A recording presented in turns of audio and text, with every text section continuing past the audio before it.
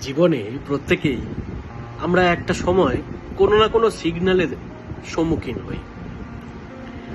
সেটা মনের সিগন্যাল হতে পারে, সেটা জীবনের সিগন্যাল হতে পারে, সেটা ট্রাফিক সিগন্যাল হতে পারে, সেটা প্রেমের সিগন্যাল হতে পারে, কিংবা সেটা বন্ধুত্বেরও সিগন্যাল হতে পারে।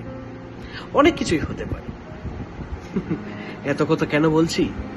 কারণ কলকাতা ক্লাসিক্সের একটা নতুন ছোট্ট কিংবা ছোট্ট নয় চলচ্চিত্র প্রস্তুত করেছে, যার আমি একটা ছোট্ট সদস্য।